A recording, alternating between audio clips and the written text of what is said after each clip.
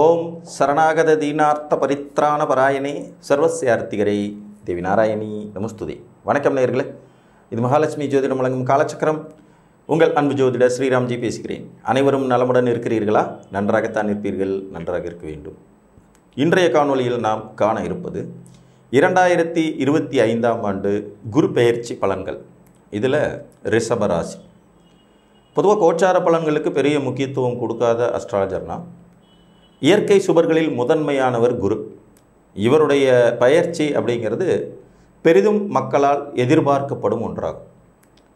குருவுடைய பயிற்சினால் நல்லது நடந்துடாதா, வீடு கட்டிட மாட்டோமா, திருமணம் ஆகாதா, வேலை கிடைச்சிடாதா, இடமாற்றம் வராதா, உத்தியோக உயர்வு இருக்காதா, படிப்பில் நல்ல முன்னேற்றம் இருக்காதான்ற மாதிரியான நிறைய எதிர்பார்ப்புகளை பூர்த்தி செய்யக்கூடிய அமைப்புகள் குருவுக்கு உண்டு என்றாலும் கூட தனிப்பட்ட முறையில் உங்களுடைய ஜாதகமானது உங்களுக்கு சாதகமாக இருந்தால் மட்டும்தான் இது நடக்கும்.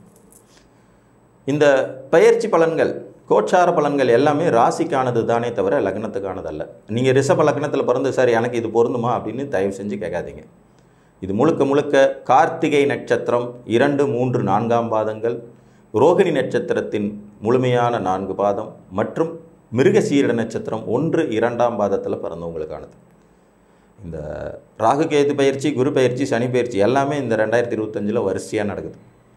மார்ச் 29ஆம் தேதி தான் சனி பயிற்சி ஆச்சு. அதுக்கே ஊருப்பட்ட பஞ்சாயத்து பண்ணிகிட்டு இருக்காங்க, இந்த வருஷம் சனி பயிற்சியே கிடையாது அப்படி இப்படின்னு. அந்த மாதிரிலாம் இல்லை.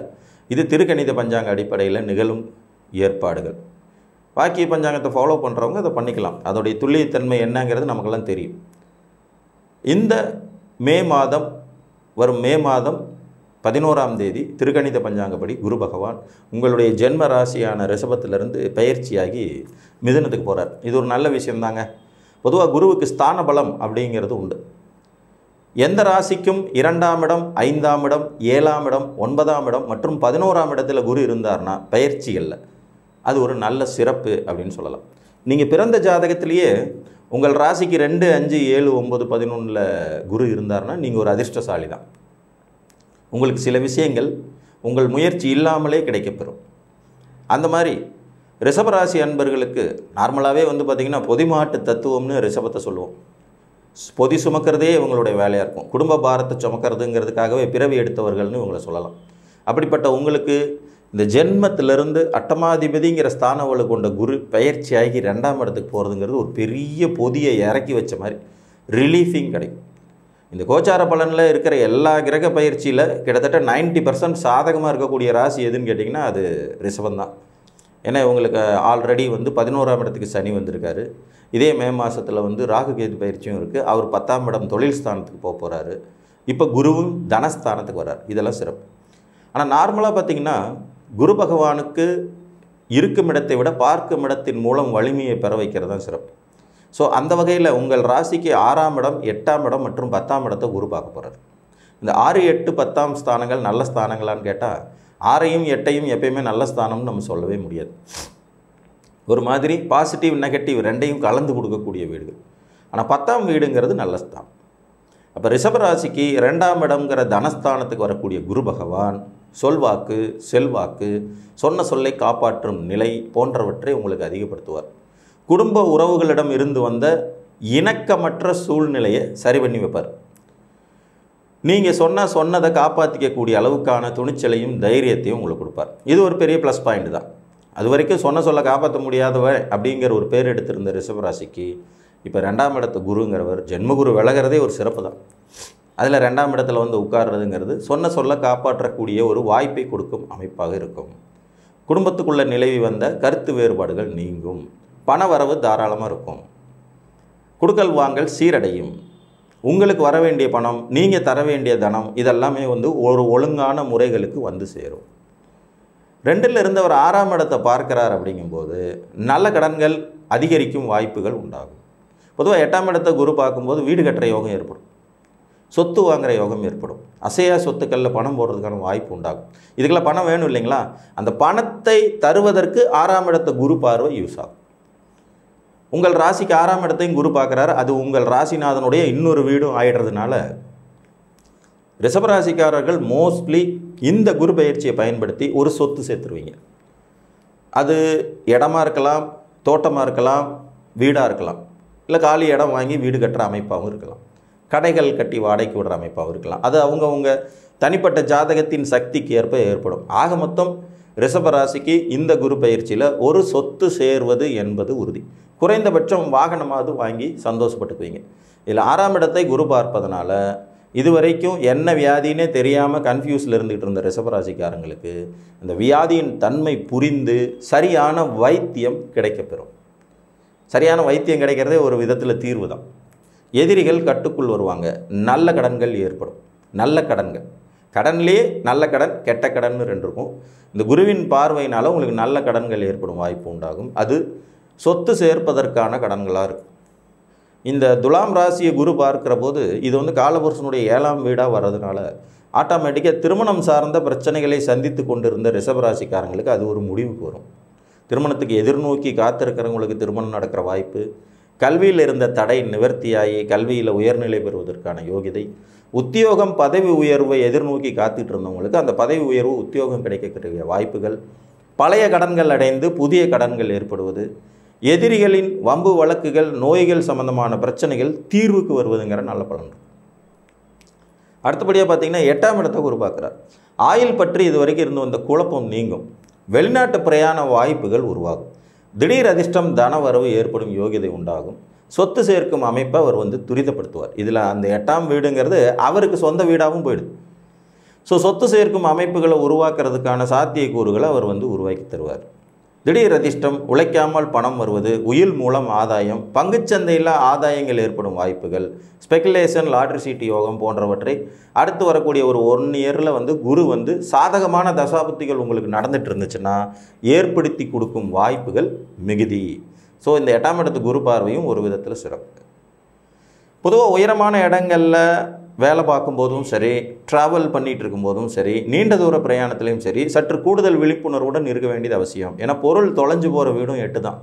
ரொம்ப மதிப்புமிக்க பொருட்களை ரொம்ப கவனமாக பார்த்துக்குங்க. ஏன்னா மதிப்புமிக்க பொருட்கள் உங்களுக்கு திடீர்னு காணாமல் போயிடுது. விலை உயர்ந்த செல்ஃபோன், நகை, கம்ப்யூட்டர், லேப்டாப்கள், இந்த மாதிரியான முக்கியமான பொருட்கள், தாஸ்தாவேஜுகள் தொலைஞ்சு போகிற வாய்ப்புகளையும் கொஞ்சம் இவர் ஏற்படுத்துவார். இந்த 8ஆம் இடத்துக்கு குரு 8ன்னா முழுசாக நல்லதுன்னா நம்பிட முடியாது. ஒரு கெடுதல் ஒரு நன்மை 2ம் கலந்த நிலையில் தான் இருக்கும்.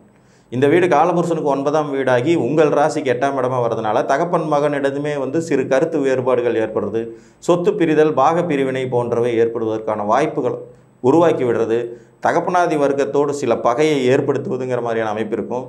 வெகு சிலருக்கு தகப்பன் மறைவு அல்லது தகப்பனை பிரிய வேண்டிய சூழ்நிலைகள் உருவாகிறதுக்கும் சான்சஸ் இருக்கும். அடுத்து பார்த்திங்கன்னா ஒரு 10ஆம் இடத்தை பார்ப்பார், உங்கள் ஜீவனஸ்தானம். இந்த இடத்துக்கு ராகுவும் சேருவார். அப்போ 10ஆம் இடத்துல இருக்கக்கூடிய ராகுவை இவர் கண்ட்ரோல் பண்ணுவார். இதில் சூரியனுடைய நட்சத்திரமான கார்த்திகையில் பிறந்த ரிஷபராசிக்காரங்களுக்கு இப்போ ராகு திசை நடந்துகிட்ருக்கிற வாய்ப்பு இருக்கும். மிடில் ஏஜ், அவங்களுக்கு தொழில்முறை முன்னேற்றம், படித்த படிப்புக்கு தகுந்த வேலை கிடைக்கிறது, பதவி உயர்வு, வெளிநாட்டில் வேலை வாய்ப்பு ஏற்படுவதற்கான சாத்தியக்கூறுகள் போன்றவற்றை தருவார். பட்டம், பதவி, சுயதொழில் ஆதாயம், சுயதொழில் புரிந்து கொண்டிருந்தீங்கன்னா அதில் புதிய புதிய வாய்ப்புகள் உருவாகிறது. நீங்கள் விரும்பினாலும் விரும்பலினாலும் உங்களுக்கு பதவி உயர்வு தேடி வருவது, உழைப்புக்கு மிஞ்சிய ஊதியம் பெறுவதுங்கிற மாதிரியான நல்ல பலன்கள் இருக்கும். பொது காரியங்களில் ஈடுபட்டு அதில் நல்ல பேர் வாங்கிறதுக்கான வாய்ப்புகளையும் இந்த 10ஆம் இடத்து குரு பகவான் ஏற்படுத்தி தருவார். உங்கள் கை காசை போட்டே செலவு பண்ணாலும் கூட அதுலேயும் ஒரு மன திருப்தி, முன்னேற்றம் இருக்கும் அமைப்பு இருக்கும். கோயில் கட்டி கும்பாபிஷேகம் செய்யக்கூடிய மாதிரியான ஒரு அமைப்பு, கமிட்டியில் ஈடுபடுவதற்கான வாய்ப்புகள், அரசியல் ஈடுபாடுகளால் ஆதாயம், கல்வியில் உயர்நிலை பெறுவதற்கான யோகிதைகள் போன்றவற்றை கொடுக்கும்.